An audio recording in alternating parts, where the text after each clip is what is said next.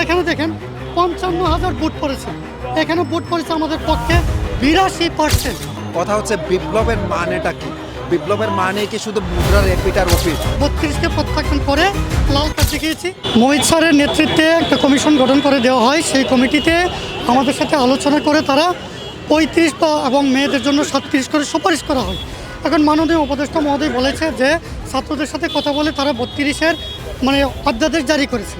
এখন কাদের সাথে, কোন ছাত্রদের সাথে কথা বলেছে? আমরা তো কথা বলেছি যে কমিশন গঠন করে দেওয়া হয়েছে তাদের সাথে। তারা তো ৩৫ এবং ৩৭-এর সুপারিশ করে দিয়েছে। সেজন্য আমরা এই ৩২কে প্রত্যাখ্যান করে লাল কার্ড দেখিয়েছি। এবং আরেকটা মিথ্যাচার তারা করে যে আপনারা জানেন যে যমুনা টেলিভিশনের একটা টকশোতে বৈষম্যবিরোধী ছাত্র আন্দোলনের সংগঠক হান্নান ভাই একটা কথা বলেছে যে ৫%ও নাকি জরিপে আসে নাই। দেখেন কত বড় মিথ্যা কথা। এই যে দেখেন ২৩শে সেপ্টেম্বর ২০২৪ এখানে জরিপে ভোট পড়েছে ১,৫৬,৩৯৮ জন। এখানে ভোট পড়েছে ৬১%।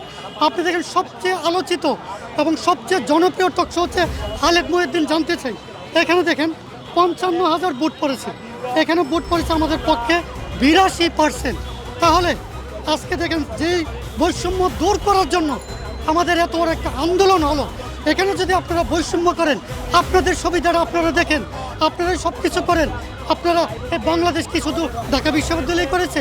এর সমন্বয় ১৫৪ জন সমন্বয়কে করেছে। তাহলে আজকে যদি সরকার ফল না হতো, যারা আমাদের এই আন্দোলনে সম্পৃক্ত হয়েছে তাদেরকে স্থানীয় নেতাকর্মীরা দেখেছে, তাদের অবস্থাটা কী হতো, তাদের এই লাইবিলিটি কে নিত? আমরা আজকে ১২ বছর যাবৎ এই রাজপথে আছি, এই রাজ্য ভাস্কর্যে আমরা কুকুরের সাথে ঘুমিয়েছি, মামলা হামলার শিকার হয়েছি। তাহলে আমাদের এই দাবিটা কেন মেনে নেবে না? আপনি দেখেন যারা আমরা এই ব্যাকডেট দিয়েছে ওইটাও আমরা পাই নাই, আজকে ৩২ দিয়েছে সেটাও আমরা পাই নাই। আজকে দেখেন যারা আন্দোলন করে নাই, যারা এই আন্দোলনে আসে নাই, তারা এখানে বেনিফিটেড হয়েছে। ব্যাকডেটের সময় হয়েছে, এখনও সময় হয়েছে। কেন রে ভাই, আমরা দেশের নাগরিক না?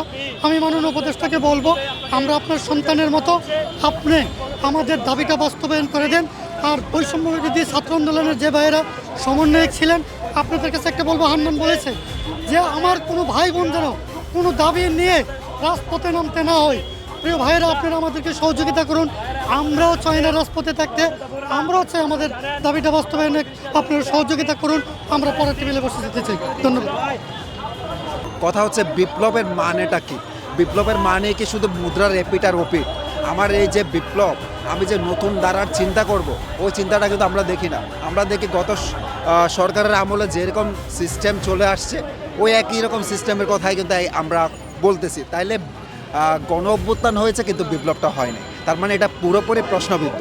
এখন আমার যে সরকারের যারা উপদেষ্টাগণ আছেন, তাদের মধ্যে অনেকের মধ্যে আমি স্বৈরাচারপন্থী আচরণ দেখতে পেয়েছি। কারণটা হচ্ছে আমরা সবসময় অহিংস আন্দোলনের পক্ষে, আমি নিজেও অহিংস আন্দোলনের পক্ষে। আমি গত ৩০ তারিখে হামলার শিকার হয়েছি।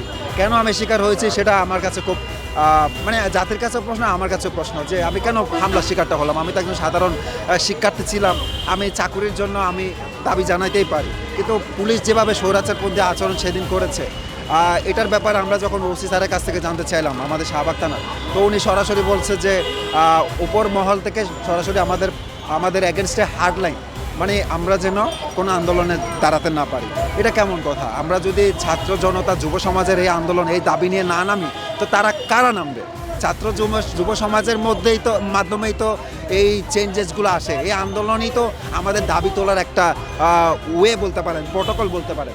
কিন্তু আমি ওসি স্যারের কাছ থেকে যেটা জানলাম, ওপরের মহল থেকে নাকি জানানো হয়েছে, যে ইনস্ট্রাকশনস দেওয়া হয়েছে যে আমরা নাকি নতুন প্রতিবিপ্লব গড়াতে চাচ্ছি, আমরা ছাত্রলীগ দাঁড়িয়ে আসছি এখানে। এটা তাদের কাছ থেকে আমি কোনোভাবে আশা করি না। এটা সেই কারণটা হচ্ছে আমরা ১২ বছর যাবৎ যে আন্দোলন করে আসতেছি সেটা কে জানে না? সবাই জানে। কিন্তু তারা কি করছে, ওপরের মহল থেকে একটা কড়া ইনস্ট্রাকশনস দিয়ে রাখছেন, যেটা কিনা অতীতের সরকারের আমলে আমরা দেখেছি হাসিনা সরকার কিভাবে আমাদের উপর অত্যাচার নিপীড়ন চালিয়েছে। আমরা যখন কোনো যৌক্তিক দাবি নিয়ে নামতাম, দেখা গেছে যে আমাদেরকে শিবির ট্যাগ দেওয়া হইতো, জঙ্গি ট্যাগ দেওয়া হইতো, আপনার বিএনপি ট্যাগ দেওয়া হইতো।